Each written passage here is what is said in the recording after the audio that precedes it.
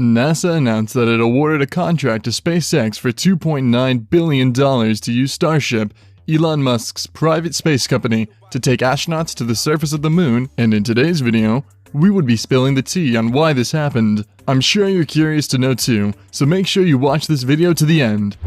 Starship winning this billion-dollar contract is a big deal because it beat other top rocket builders like Blue Origin, created by Jeff Bezos of Amazon amongst others. So, why was just SpaceX selected? Could it be attributed to the fact that NASA seems to want to start a trend of relying on private companies to ferry people, or is there some other reason? Let's keep watching. Last year, NASA awarded the contract to 3 companies because of their initial design work on landers. The goal was to carry humans to the lunar surface. They selected proposals from Dynetics, a defense contractor in Huntsville called Allah, and Jeff Bezos' Blue Origin.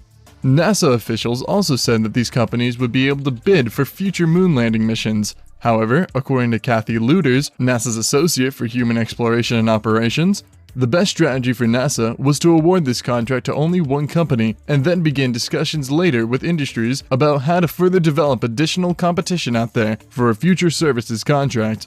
This is where problems start to arise. This new decision did not sit well with Blue Origin, and they decided to take the matter up legally. Blue Origin sued NASA in August for awarding SpaceX a $2.9 billion contract in April. This battle was one that was quite messy. It dragged on for over a month and resulted in a clash of conflict between the two top billionaires, Jeff Bezos and Elon Musk. Eventually, though, it ended with the federal judge rejecting the argument brought forward that NASA's lunar lander contract awarded to Elon Musk's firm was unfair. It's no surprise that Jeff Bezos tried to fight for the contract, because winning this contract implied that any time American astronauts wants to return from the lunar surface, it would be in a spacecraft built by the space company that was awarded the contract. In this case, a spaceship built by Starship. And of course, which space company wouldn't want this? Originally, the plan for NASA was to choose 2 of the 3 companies to build their landers because it would encourage competition, which helped keep costs down, and that way, there would be a backup in case one of the systems encounters a setback. This wasn't possible though, because of the limited funding from Congress. Only a quarter was given from what was requested by the White House for the program, and this formed the entire basis of Blue Origin's suit filed in April. They argued that NASA should have canceled or changed the rules of the program when it realized that it didn't have enough funding for 2 lander systems rather than just picking SpaceX. Dynetics, another space company, also filed a similar complaint. In NASA's defense to all these complaints, they maintain that they actually fairly evaluated all proposals. NASA eventually decided to go with SpaceX, mainly because the company's bid was half the price that Blue Origin proposed. Aside this, in choosing SpaceX, it seems clear that NASA believes that the Elon Musk Starship can deliver on an ambitious starcraft design, and I'm not talking about any kind of design. I mean one far larger than what NASA actually needs. Ordinarily, each launch of the Space Launch System is expected to cost more than $1 billion, but with Starship, its cost would be far cheaper. Why? Starship is designed to be fully reusable. The award will serve a huge purpose and enable SpaceX to fly Starship to the lunar surface without a crew before they begin transporting astronauts. I think to really understand why this contract is so important, let's do a background dive. The last time humans traveled into space was in 1972, and ever since then, NASA has been trying to change that.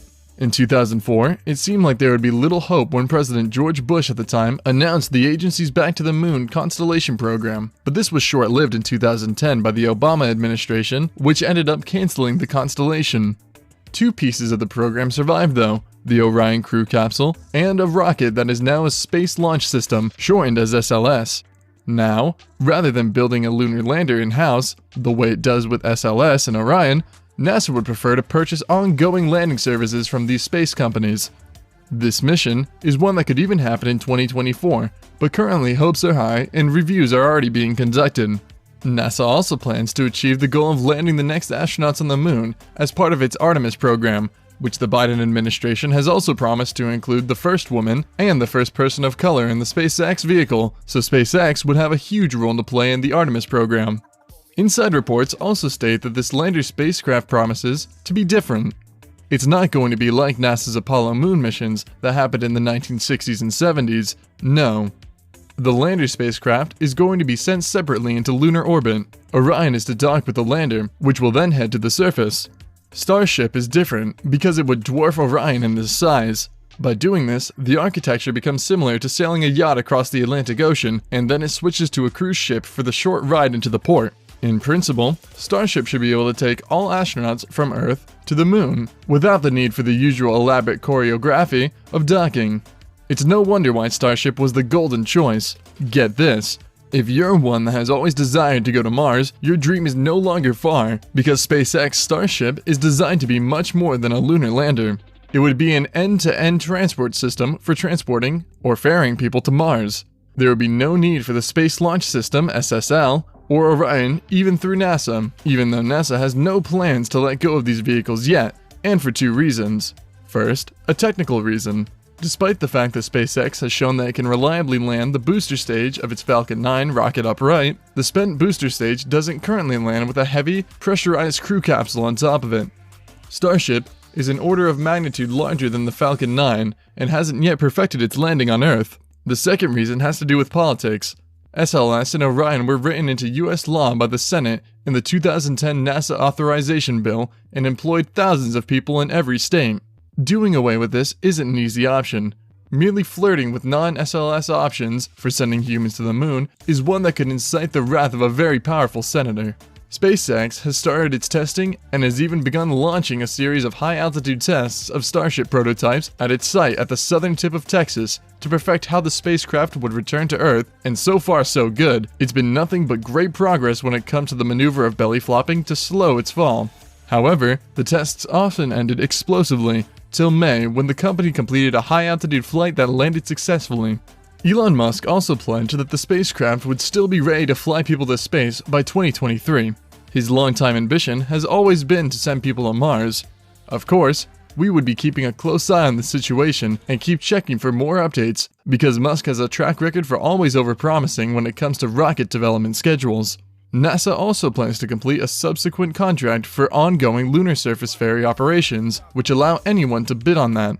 This is good news for Blue Origin and Dynetics, because they could decide to self-fund to mature their lunar landing designs in the interim. That would be all for today. Was this video insightful? Did you learn something new? What do you think about SpaceX contract being awarded to Elon Musk's spaceship? Would you say it is well deserved? Do well to tell us in the comments section.